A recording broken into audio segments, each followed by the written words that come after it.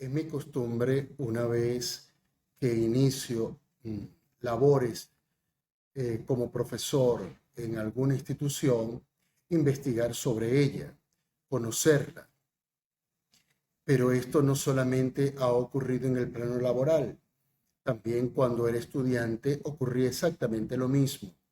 Cuando me hice estudiante de la Universidad Católica Cecilia Costa, sentía la necesidad de conocer quién fue Cecilia Costa. Y así ocurrió.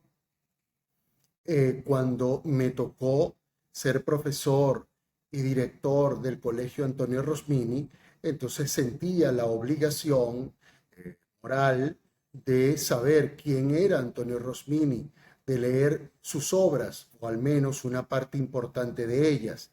Y así ocurrió.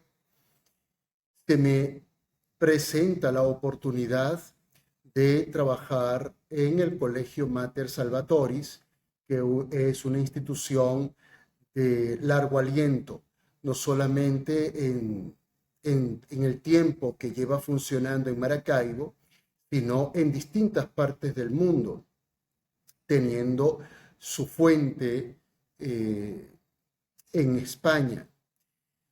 Cuando comienzo a indagar en el proyecto que representa la institución Mater Salvatoris, me consigo con un concepto que no me pareció casual, sino más bien providencial, tropezarme con él.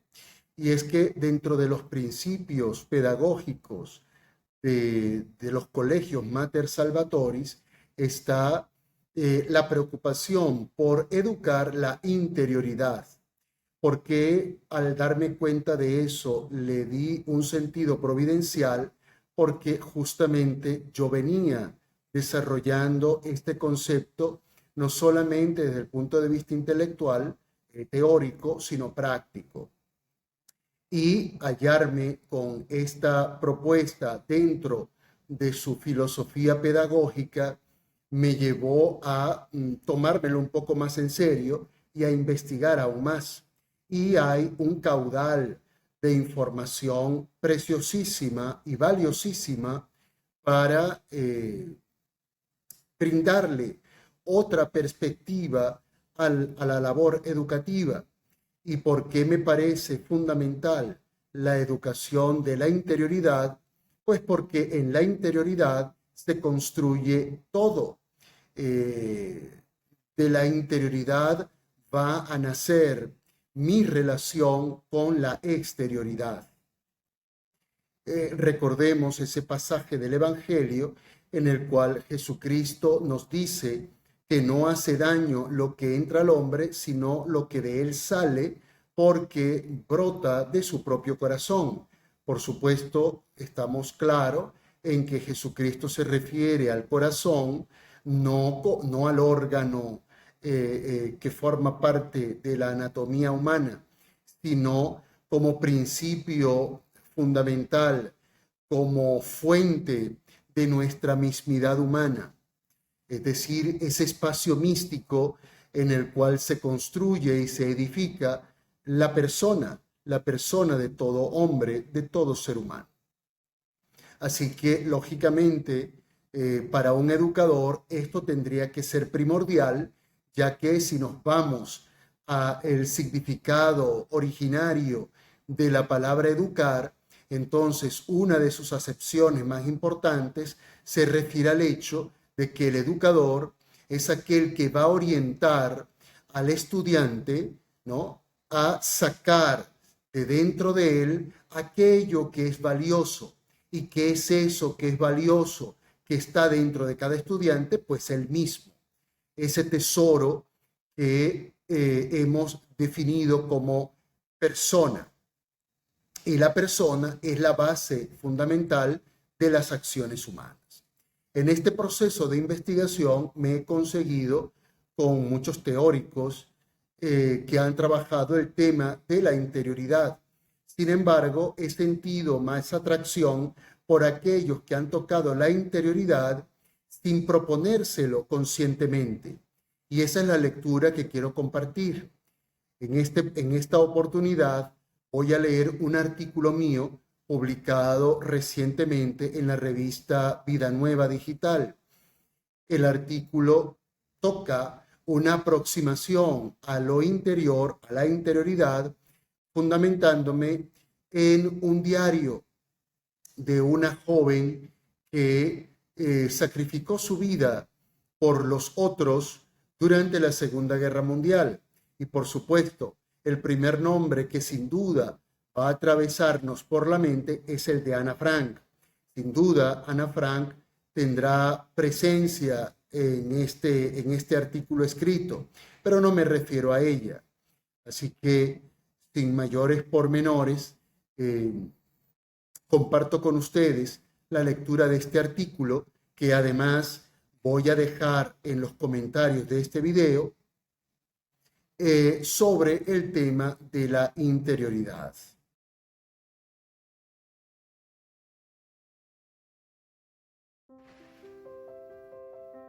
El diario de Ana Frank es uno de los documentos más conmovedores que se escribieron en el marco del Holocausto.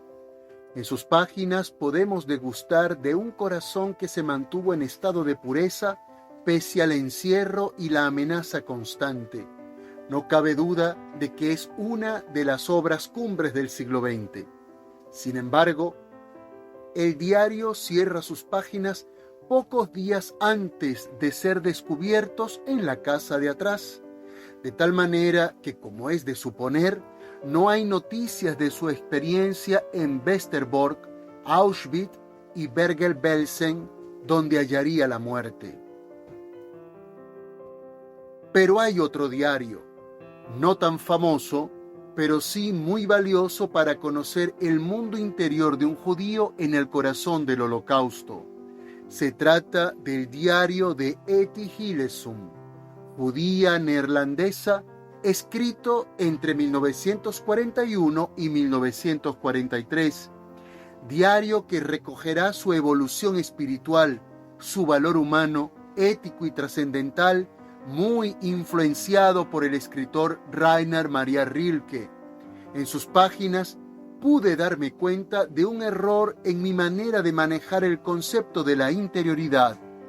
De esos errores va este video.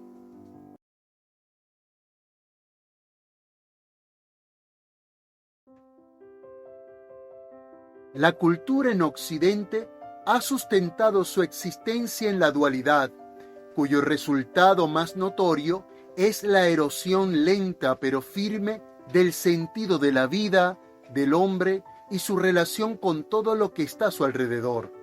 Nunca hemos podido, pese a infinidad de intentos, armonizar todas las dimensiones de la realidad en libertad y espontáneamente. En los intersticios de esa dualidad, el concepto de interioridad se ha asomado muchas veces, aunque como término filosófico formalmente hablando, podría hallar su origen a comienzos del siglo XX, gracias a figuras como Husserl, Mounier y Edith Stein, que lo rescatarán de la corriente pietista del siglo XIX, particularmente del pensamiento de Kierkegaard. Para muchos autores, hablar de interioridad y de dimensión espiritual es redundante. La mala costumbre de este mundo secularizado tomó el concepto para atizar el fuego de la dualidad.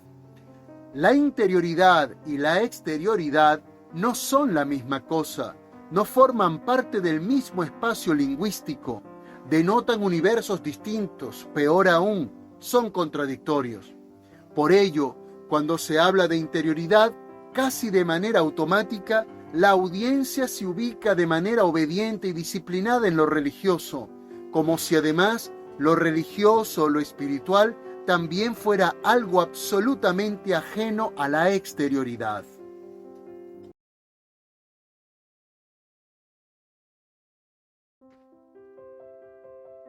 De alguna manera, tanto el diario de Ana Frank como el de Etty Hillesum nos demuestran que la interioridad y la exterioridad ni siquiera son las dos caras de una moneda.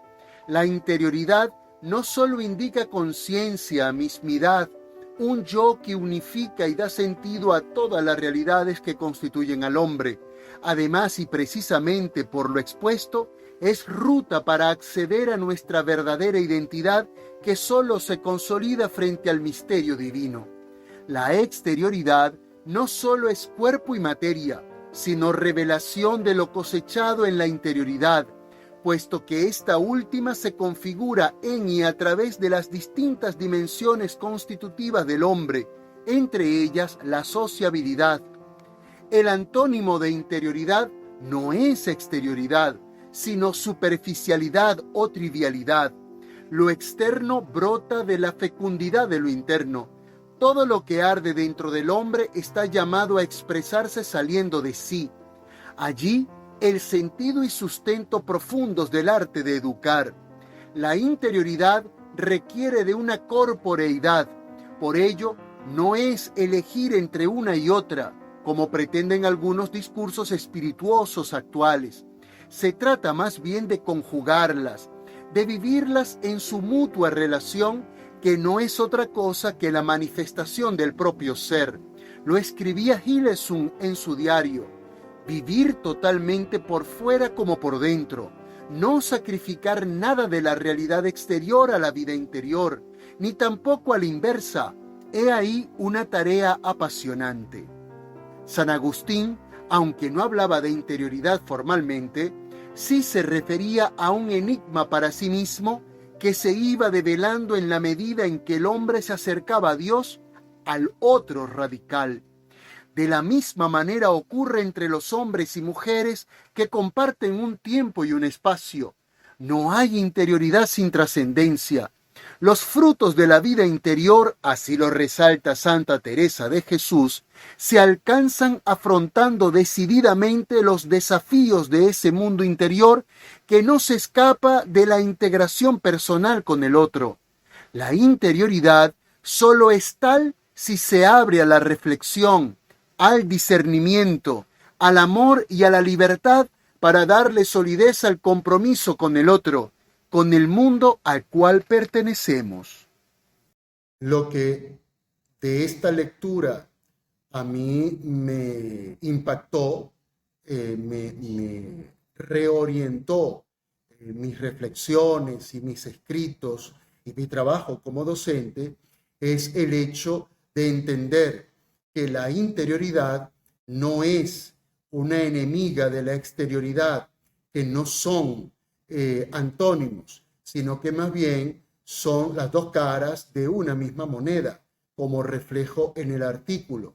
Lo contrario a la interioridad no es la exterioridad, sino la superficialidad.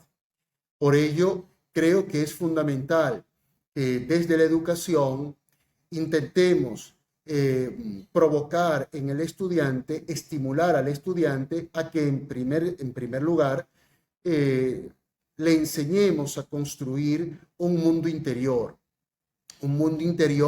no para escapar del mundo exterior, sino para comprenderlo en mayor medida y poderlo enfrentar con toda la potencia que la fuente interior de todo hombre tiene. Aprovechemos el día. Paz y bien para todos.